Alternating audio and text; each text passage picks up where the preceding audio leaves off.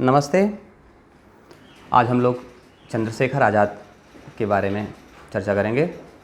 चंद्रशेखर आज़ाद का विषय क्यों रखा गया है, इसके लिए मैं बता देता हूँ कुछ मिनटों में।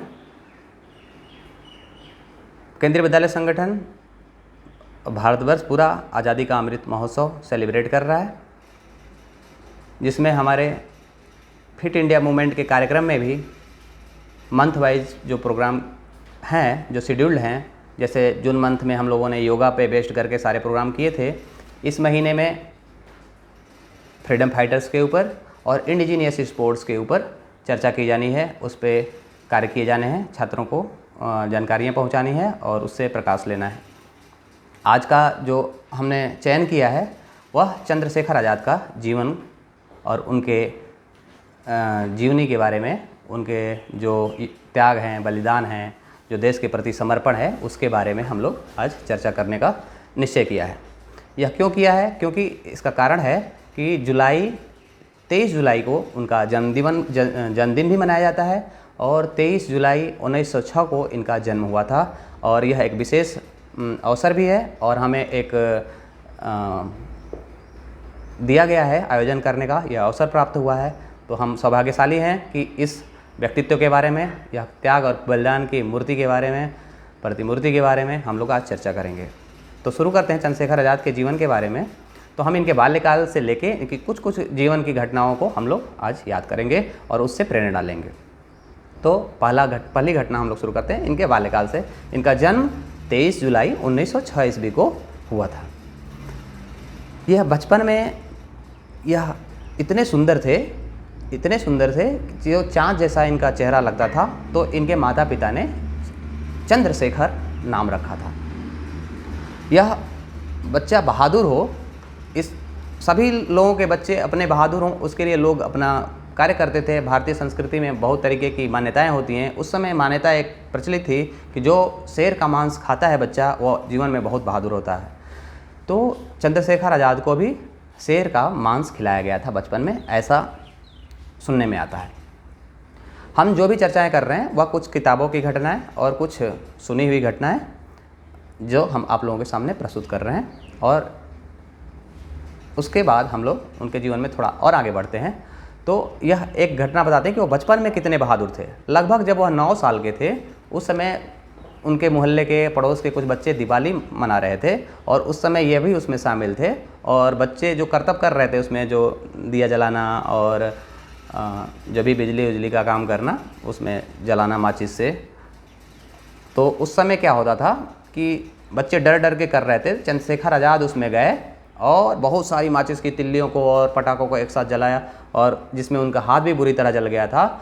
और सभी बच्चे डर गए। इनके माता पिता के पास जाके वो सूचना पहुंचाई कि चंद्रशेखर का हाथ जल गया है। लेकिन चंद्रशेखर एकदम हंसते हंसते, कोई फिक्र नहीं, जैसे उनके चेहरे पे कोई शिकन नहीं है, और मुस्कुरा रहे थे। और पूछने पे उनके माता पिता के कि तुम्हारा हाथ जल गया, सब लोग डर से गए। लेकिन चंद्रशेखर के चेहरे पे कोई शिकन नहीं। वो कह रहे थे कि अरे ये तो नश्वर शरीर है, ये तो बनने बिगड़ने के लिए होता है, इसमें डरने की क्या बात है। तो इस तरह से उनके बहादुरी का एक बचपन में ही उदाहरण मिला। और भी रोज़ कुछ ना कुछ उदाहरण मिलते जाते थे, लेकिन चूंकि हम उनके पूरे जीवन की घटना की चर्चा करने जा रहे हैं, तो हम लोग कुछ मुख्य बातों को जो हम समझ पाए हैं, सुन पाए हैं, वह आप लोगों के सामने रखेंगे। सन 1921 की बात है। उस समय क्या हुआ था, पूरे देश भर में आज़ादी के लिए आंदोलन चल रहे थे। हर जगह भारत छोड़ो आंदोलन और भी कई तरीके के आंदोलन, जिसमें बहुत सारे नौजवान, बुजुर्ग और अहिंसावादी लोग, सब लोग हिस्सा ले रहे थे। उस समय चंद्रशेखर भी नौजवान थे और यह उस आंदोलन में कूद पड़े। और एक जगह ऐसे ही पुलिस प्रशासन द्वारा कुछ विरोध चल रहा था, जनता को रोका जा रहा था। उस समय चंद्रशेखर ने क्या किया, उसके एक अधिकारी को पत्थर से उसके सर पे मार दिया। उसका सर फट जाने की वजह से क्या हुआ, वह गिर गया और ये भाग चले। आज़ाद एक शुरू से ही ऐसा इनका रहा है कि जैसे ही कहीं गोली मारते थे, कहीं कुछ भी करते थे, तो ये तुरंत भागते थे और पुलिस इनको पकड़ने में नाकामयाब होती थी। तो उस समय भी ये भाग गए, लेकिन बहुत प्रयास करके कहीं से कुछ लोगों ने, इनके साथी या पड़ोसियों ने कुछ ऐसे ही बात बता दी, जिसकी वजह से ये पकड़े गए और इनको पुलिस वाले पकड़ के ले गए। उस समय जो वहाँ का सबसे खतरनाक खूंखार एक जनरल था, उसका नाम था खेरफाट सिंह। वह क्या करता था, वह बहुत ही क्रूर टाइप का था और लोगों को बहुत ही क्रूरता के साथ दंड दिया करता था। तो आज़ाद को भी वह मिलने का निश्चय किया। आज़ाद को उसके सामने पेश किया गया। आज़ाद जब उसके सामने पहुँचे तो उनकी सुंदरता, उनकी शालीनता और शांत शरीर को, शांत मनोभाव से बैठे हुए थे, उसको देखकर खेरफाट जो था वह बोला। उसके मन में थोड़ी दया की भावना आई और क्या बोल रहा है, क्या पूछा कि आपका नाम क्या है? तो आज़ाद ने, चंद्रशेखर ने अपना नाम बताया, आज़ाद। फिर उसने पूछा पिता का नाम क्या है? तो चंद्रशेखर ने कहा स्वतंत्र। उसके बाद उसने पूछा कि घर कहाँ है? चंद्रशेखर का जवाब था जेल खाना। फिर तो वह गुस्से में तमतमा गया। जो खेरफाट था गुस्से में तमतमा गया और 15 बेतों की सज़ा देने का आदेश सुनाया। उस समय बनारस का एक जो जेलर था सरदार गंडा सिंह, गंडा सिंह भी एक बहुत खूंखार जेलर माना जाता था और उसके पनिशमेंट से लोगों के रोंगटे खड़े हो जाते थे। वह इतने मासूम से और चमकते चेहरे को देखकर गंडा सिंह जो था, गंडा सिंह बेंत लेकर खड़ा था और चंद्रशेखर उसके सामने मुस्कुरा रहे थे। गंडा सिंह इतना खूंखार था, उसका अहंकार इतना बढ़ा हुआ था कि इनकी मुस्कुराहट देखकर वो और क्रोध से और मन ही मन सोच रहा था कि इसको एक बेत पढ़ने पे इसकी बुद्धि खुल जाएगी और इसका जो मुस्कुराता हुआ चेहरा है वो हिल जाएगा। गंडा सिंह अपने पूरी ताकत के साथ इनके पीठ पर बेत चलाया और बेत चलाने से पहले इनका क्या किया गया था, इनके कपड़े उतार लिए गए थे, बस सीधे लंगोट में ये खड़े थे उनके सामने। और बेत लगाने से पहले शरीर पर एक कुछ प्रकार का तेल होता था जो उनके शरीर पे लगाया गया था, जिससे कि वो जो बेत लगाई जाए वो चिपक जाए उस पर। पूरी ताकत के साथ गंडा सिंह ने बेत लगाई और जैसे ही बेत लगाया चंद्रशेखर के मुंह से आवाज़ आई, भारत माता की जय। गंडा सिंह तमतमा उठा और उसने और अधिक ताकत से बेत लगाए। हर बार जो जितनी ताकत से बेत लगाता था उतनी ही बुलंद आवाज़ में चंद्रशेखर के आवाज़ से बस एक ही आवाज़ निकलती थी, भारत माता की जय। और वह बेत पे बेत लगाता गया और इनके मुंह से आवाज़ आती गई, भारत माता की जय। इनके पीठ से खून के लोथड़े निकल गए, लेकिन चंद्रशेखर डिगे नहीं, अपनी बहादुरी का परिचय दिया और भारत माता की जय बोलते रह गए। इस तरह से 15 बेत की सज़ा पाने के बाद भी यह पूरे लहलुहान हुए, घायल हुए, लेकिन फिर भी यह शांत बने रहे और धैर्य का परिचय दिया, अपने भारत माता के प्रति त्याग का परिचय दिया। और इस घटना के बाद बनारस में जो मंदिर है, मंदिर के पास जो उसका नाम बोलते हैं, अभी ध्यान में नहीं आ रहा है नाम, ज्ञानवापी मोहल्ले में एक मीटिंग हुई शाम को। ज्ञानवापी में जब मीटिंग हुई, पूरे वहाँ के लोग, जनता वहाँ पे इकट्ठी हुई और इस घटना को लेकर चर्चा हुई और वहाँ पे लोग चंद्रशेखर आज़ाद का दर्शन करने के लिए पहुँचने लगे कि इस युवा का जो कि अपने त्याग और बलिदान से इस तरह से मुस्कुराता चेहरा, जो भारत माता के लिए बेत खाए और डिगा तक नहीं, लोग दर्शन करने के लिए आए और इनका जय जयकार हुआ वहाँ पे, चंद्रशेखर आज़ाद की जय, चंद्रशेखर आज़ाद की जय, भारत माता की जय के नारे लगे। इसके बाद एक ये मिले राम प्रसाद बिस्मिल से। एक टीम थी राम प्रसाद बिस्मिल जिसमें नेतृत्व करते थे अशफाकुल्ला खां थे और भी बनवारी लाल थे, मुरारी लाल थे, केशव चक्रवर्ती थे, बहुत सारे क्रांतिकारी थे उस समय के जो बड़े नामचीन थे, जिनसे अंग्रेज भय से कांपने लगते थे इनके नामों से, क्योंकि ये लोग भेष बदलते थे, कभी भी हमला कर देते थे, कहीं भी अटैक कर देते थे। इस तरीके के क्रांतिकारी थे। उसी के ये चंद्रशेखर आज़ाद भी एक सदस्य थे। राम प्रसाद बिस्मिल, चंद्रशेखर आज़ाद, सब लोगों ने मिलकर एक प्लान बनाया, काकोरी कांड, जिसको देश जानता है। वहाँ पे एक ट्रेन में वहाँ के जो धन होते थे, पैसे होते थे, जो अंग्रेज़ लेके जाते थे ट्रेन के माध्यम से, उसको लूटने का इन लोगों ने प्रोग्राम बनाया और उसको सफलतापूर्वक अंजाम दिया।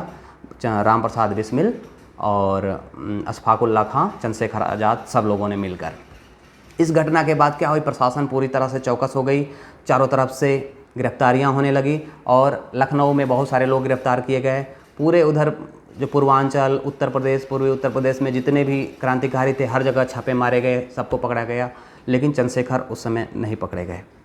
इसी घटना के बाद अशफाक उल्ला खां और राम प्रसाद बिस्मिल सभी लोगों को फांसी की सज़ा सुनाई गई। इस केस में बहुत सारे लोगों को काले पानी की सज़ा दी गई। और इस घटना में जब राम प्रसाद बिस्मिल को सबसे पहले फांसी मिली थी, उसी समय राम प्रसाद बिस्मिल शहीदों की चिताओं पर लगेंगे हर वर्ष मेले, वतन पर मिटने वालों का बाकी यही निशा होगा, कहते कहते वो फांसी पे झूल गए। और चंद्रशेखर आज़ाद इस घटना से बहुत ही द्रवित हुए और शुद्ध बुद्ध खोकर इधर उधर घूम रहे थे कि अब क्या होगा, हमारी पूरी टीम बिखर गई है। और इनकी पूरी टीम बिखरने के बाद यह सोचते सोचते जाकर सावरकर जी से मिले। इस तरह से जब चंद्रशेखर आज़ाद, राम प्रसाद बिस्मिल और इन लोगों की फांसी की सज़ा के बाद जब इनकी टीम बिखर गई पूरी, वह घूमते घूमते मन को हार रहे थे। लेकिन उसी समय जो सावरकर उस समय के बड़े क्रांतिकारी थे, जो ये क्रांतिकारी सब उनको अपना गुरु भी मानते थे, बहुत सारे क्रांतिकारी, सावरकर से चंद्रशेखर आज़ाद का मिलना हुआ। चंद्रशेखर आज़ाद से जब सावरकर से मिलना हुआ तो इन्होंने अपने मन की बातें बताई कि हमारी टीम पूरी बिखर गई।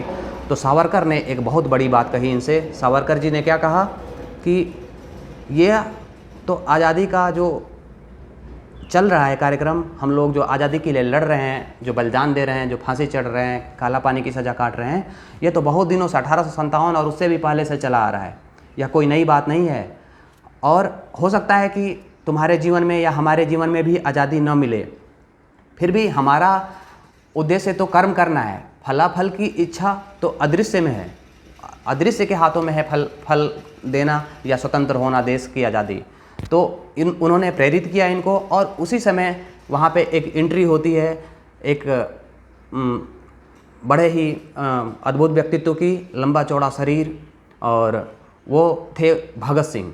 चंद्रशेखर आज़ाद को सावरकर ने उसी समय भगत सिंह से मिलाया। सावरकर ने कहा, भगत सिंह देखो ये चंद्रशेखर हैं और इनके साथ मिलो और इनके साथ काम करो।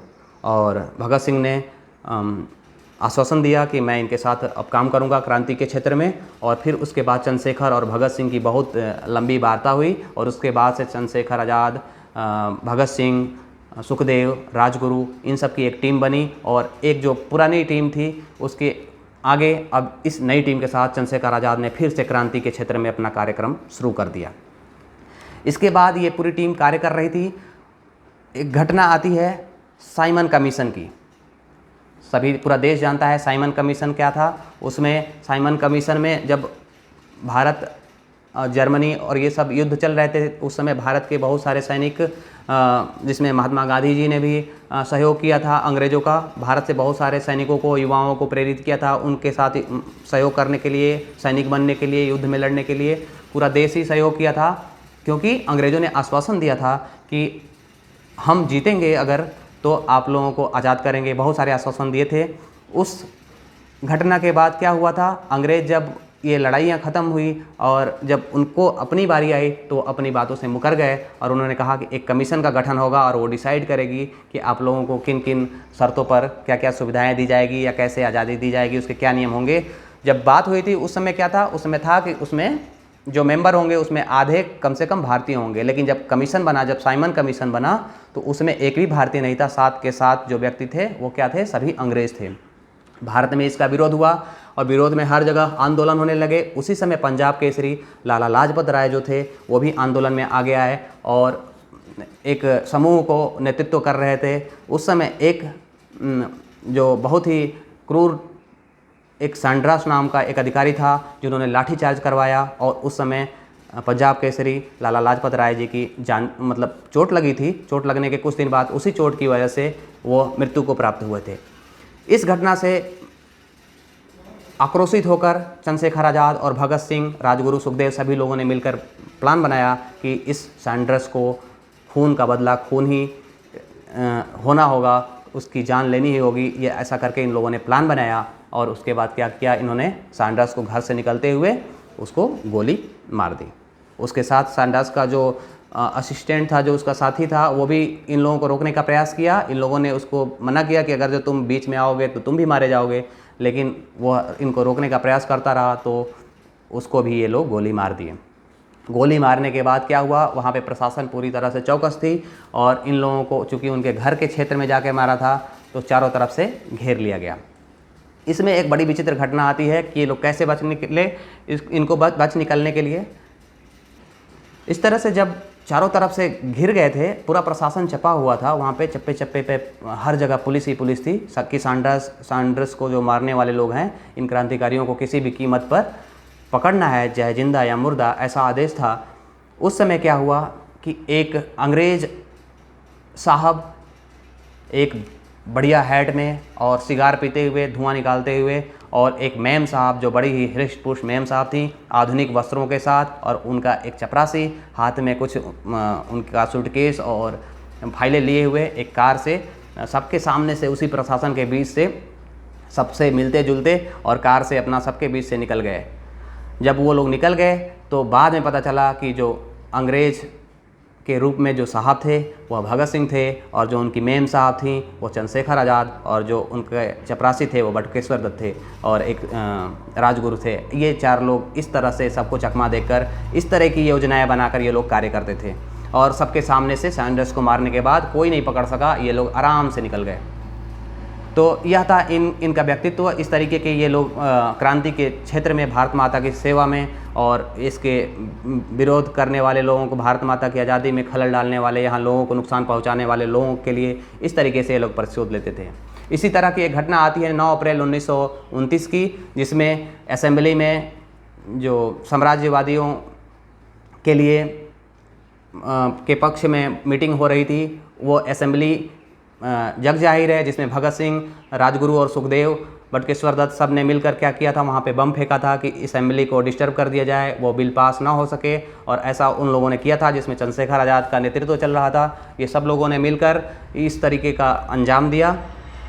इस घटना में फिर से प्रशासन पूरी तरह से, चूँकि भगत सिंह, राजगुरु और सुखदेव सब ने अपने को समर्पित कर दिया था वहाँ समय प्रशासन ने इनको पकड़ लिया था और इन लोगों को फांसी की सज़ा हुई थी, और बटुकेश्वर दत्त और अन्य साथियों को काले पानी की सज़ा हुई थी। बटुकेश्वर दत्त और अन्य साथियों को जब काली पानी की सज़ा हो गई, चंद्रशेखर बिल्कुल अकेले पड़ गए। चंद्रशेखर का अकेला पड़ना, मन बहुत ही अचंचल हो गया, बहुत सारी बातें सोचने लग गए। ये सोचते थे कि हमसे तो अच्छा अहिंसा का रास्ता है, महात्मा गांधी जी का रास्ता है, और ये रास्ते हैं जिसमें डर भी नहीं है, जेल जाने पे, छूटने पे माला फूल भी मिलता है। हम आंदोलनकारियों का तो केस ऐसा है कि भारत माता की सेवा करते करते अगर पकड़े गए तो फांसी या अपने रिश्तेदारों से भी नहीं मिल सकते। इन सब बहुत सारी चीज़ों का चिंतन करते करते यह बहुत ही अचंचल अवस्था में पहुंच गए थे। तो ये क्या किए, 1930 की बात है, यह आनंद भवन में नेहरू जी से मिलने पहुँचे।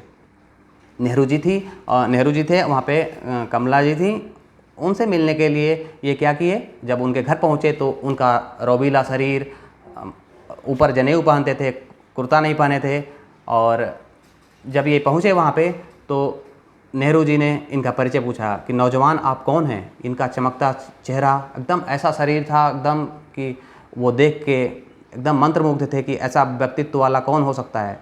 तो इन्होंने बताया कि मेरा नाम चंद्रशेखर आज़ाद है। तो नेहरू जी इस व्यक्तित्व से मिलकर बड़े ही प्रसन्न हुए, बोले कि अरे मैं तो आपका नाम बहुत सुना हूँ और बहुत मिलने की इच्छा भी थी, और बताइए कैसे आना हुआ। इन्होंने बहुत ही प्यार से बैठाया अपने घर पे। तो चंद्रशेखर ने अपनी बात कही। अब यहाँ पर चंद्रशेखर आज़ाद ने नेहरू जी से कहा कि मैं आपसे एक प्रश्न करने आया हूँ। नेहरू जी ने कहा ठीक है बताइए क्या पूछना है आपको। तो चंद्रशेखर आज़ाद जी ने कहा कि गांधी इरविन समझौता होने वाला है, इस समझौता में हम क्रांतिकारियों के लिए क्या है, क्योंकि इस समझौते में अहिंसावादियों के लिए तो मुद्दे हैं, कांग्रेसियों के लिए इसमें मुद्दे हैं, जो सत्याग्रही हैं उनके लिए तो हैं, लेकिन जो क्रांति में भाग लेने वाले हैं, जो क्रांतिकारी हैं, उन लोगों के लिए इसमें कौन से बिंदु रखे गए हैं। नेहरू जी निरुत्तर सा रह गए, उनके आंखों में अश्रु आ गए। उन्होंने जवाब दिया कि आप तो जानते हो महात्मा गांधी जी के लिए, क्रांतिकारियों के लिए कोई बिंदु नहीं है, वह क्रांतिकारियों की कोई बात नहीं करना चाहते हैं इस समझौते में, और मैं इसमें कुछ नहीं कर सकता। मेरा इसमें कोई शक्ति, कोई ऊर्जा काम नहीं करेगी जो मैं क्रांतिकारियों के लिए आपकी बात को रख सकूं। चंद्रशेखर आज़ाद शांत मौन भाव से खड़े रहे, कुछ देर तक शांत बने रहे और वहाँ से चुपचाप निकल गए। उसके बाद क्या होता है, चंद्रशेखर आज़ाद संगम के उस पार इलाहाबाद में, जिसको त्रिवेणी भी बोलते हैं, उस पार भेष बदल कर इधर उधर रूप में छुपे रहते हैं कहीं ना कहीं से, क्योंकि अंग्रेज़ खोज रहे होते हैं इनको। भगत सिंह, राजगुरु, सुखदेव सभी लोग फांसी की सज़ा पा चुके हैं, अभी फांसी नहीं हुई थी। बटुकेश्वर दत्त जैसे लोग काला पानी की सज़ा मिल चुकी थी अनेक साथियों को। अब चंद्रशेखर आज़ाद अकेले पड़ चुके थे। लेकिन उसी समय एक तिवारी नाम का एक विश्वासपात्र, जो नाम सुनने में आता है, ये उनको इलाहाबाद में उनसे मिलता जुलता था। ऐसी बात अंग्रेज़ों को खबर लग गई। उन्होंने किसी भी तरह से उस तिवारी को पकड़ा और उसको बहुत सारा लालच देकर, बहुत सारा ये करके कि कैसे भी चंद्रशेखर आज़ाद को पकड़वा दो तो हम तुम्हें बहुत सारे पैसे देंगे, बहुत कोई बड़े पद पर पहुंचाएंगे तुम्हें। इस तरह से बहुत सारे लालच देकर उस तिवारी को अपने में मिलाया। तिवारी भी एक बहुत अच्छा उनका मित्र होता हुआ भी वह एक मनोविकृति में फंसकर, दुर्भावनाओं में फंसकर क्या किया, वह अंग्रेज़ों से मिल गया और चंद्रशेखर आज़ाद को अपने गलत बातों में फंसाकर इनको फंसाने के साजिश में लग गया। अब वो तिवारी क्या करता है, उसने चंद्रशेखर आज़ाद से जाकर नदी के उस पार मिलता है और कहता है कि एक जो सेठ जो हम लोगों को हम अक्सर पैसे देता है, हम लोग जिससे पैसे लेते हैं, उसने पैसे देने की बात कही है कि क्रांति में हम लोग बंदूकें खरीदने और दुनिया भर की जो आवश्यकताएं होती है उसमें पैसे जो खर्च होते हैं, ये सेठ और व्यवसायी और जो भी लोग पैसे वाले होते हैं उसमें सहयोग करते थे। उसमें उस सेठ से पैसे दिलाने की बात तिवारी ने कही चंद्रशेखर आज़ाद को, लेकिन उसने शर्त रखी कि वो सेठ कह रहा है कि वो आप ही को देगा पैसे, उसे मुझ पर विश्वास नहीं है। इस तरह से चंद्रशेखर आज़ाद को धोखे में डालकर वह इलाहाबाद शहर में ले आया। अल्फ्रेड पार्क था वो जगह, उसमें एक पेड़ के नीचे ये दोनों बैठे और तिवारी यह कहकर चंद्रशेखर आज़ाद को वहाँ पर रोक दिया कि आप यहीं बैठिए, मैं सेठ को बुला कर लाता हूँ। थोड़ी देर बाद ही वह तुरंत तिवारी वापस आया और बोला कि हम लोग पुलिस से घिर गए हैं। वह पुलिस को खबर दे दिया था कि अब यहाँ पे चंद्रशेखर आज़ाद हैं और पूरी तरह चारों तरफ से पुलिस ने, प्रशासन ने, वहाँ पे अंग्रेज़ों ने चंद्रशेखर आज़ाद को उस अल्फ्रेड पार्क में घेर लिया। अब क्या हुआ, तिवारी अभी तक भी नहीं चंद्रशेखर आज़ाद समझ पाए थे कि यह अंग्रेज़ों से मिला हुआ है और तिवारी उस समय भी क्या किया, इनको झांसा दिया, बोला लग रहा है कि अब हम लोग घिर गए हैं और हमारी जान नहीं बचेगी। और उस समय चंद्रशेखर आज़ाद ने फिर एक विश्वास पात्र का परिचय दिया, क्योंकि सभी जानते हैं कि जो बहादुर होते हैं वह हृदय से बड़े निर्मल होते हैं, हृदय से बड़े साफ होते हैं। वह तिवारी पे बिल्कुल भी संदेह नहीं किया। उन्होंने कहा तुम यहाँ से निकल जाओ, मैं इन सबको देख लूँगा। लेकिन तिवारी ने वहाँ पे भी चाल चली और कहा कि नहीं, मैं आपको छोड़ के नहीं जाऊँगा। तो चंद्रशेखर आज़ाद ने पिस्तौल निकाली अपनी और बोला आप यहाँ से चले जाओ। और उस समय भी तिवारी ने यह दिखाते हुए गया कि मजबूरी में जाना पड़ रहा है और वहाँ से धीरे से भाग गया। इस तरह से अब चंद्रशेखर आज़ाद वहाँ पे सबके बीच में फंस गए थे और फंसने के साथ क्या हुआ, चारों तरफ से गोलियाँ अंधाधुंध चलने लगी। किसी की इतनी हिम्मत नहीं कि चंद्रशेखर आज़ाद के सामने या कोई भी इर्द गिर्द आ जाए। चंद्रशेखर के पास जितनी गोलियां थी वो चलाते रहे, अचूक निशानेबाज थे, ऐसा सब लोग जानते हैं कि जहां भी ये जाते थे एक गोली से ही काम तमाम करते थे। वहां का जो लीडर था, जो इस का नेतृत्व कर रहा था, नाटवाथर, उसके हाथ में चंद्रशेखर ने गोली मार दी। और वहाँ पे और भी कोई इंस्पेक्टर थे, 2-3 लोग इनके गोलियों से घायल हुए और भी कई सारे अंग्रेज़ सैनिक जो थे इनकी गोलियों के शिकार हुए। लेकिन जब एक गोली बची थी चंद्रशेखर आज़ाद के पास तो चंद्रशेखर आज़ाद ने उस गोली को अपने सीने में दाग ली। इस तरह से आज़ाद के लिए कहा जाता है कि आज़ाद आज़ाद थे, आज़ाद रहे और हमेशा आज़ाद रहेंगे। इस तरह से यह वीर सपूत अपने ही गोलियों से वीर गति को प्राप्त हुआ। और उसके बाद से क्या हुआ, पूरे देश में हर जगह शोक की लहर व्याप्त गई और हर जगह चंद्रशेखर आज़ाद के लिए अश्रुधारा और ये संगठन काम करने लग गए।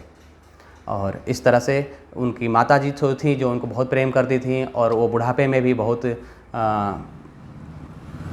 दिमागी रूप से पागलपन का शिकार हुई और ऐसे भटकती रहती थी।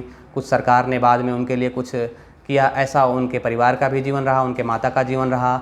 लास्ट में क्या हुआ कि 23 मार्च 1931 को राजगुरु भगत सिंह और सुखदेव ये लोग भी फांसी पे चढ़ गए और इस तरह से इस क्रांतिकारी दल का, चंद्रशेखर आज़ाद के जीवन का समापन हुआ। और इस तरह से हम देखते हैं कि कितना प्रेरणादायी जीवन है चंद्रशेखर आज़ाद का, और अपनी मातृभूमि की सेवा करने के लिए, अपने देश की सेवा करने के लिए निस्वार्थ भाव से, कोई अपनी इच्छा नहीं, बस मातृभूमि की सेवा, और अपने पूरे जीवन को दांव पे लगा दिया और किसी भी चीज़ से कहीं भी कोई समझौता नहीं किया, बस मातृभूमि, मातृ सेवा, माँ भारती की सेवा।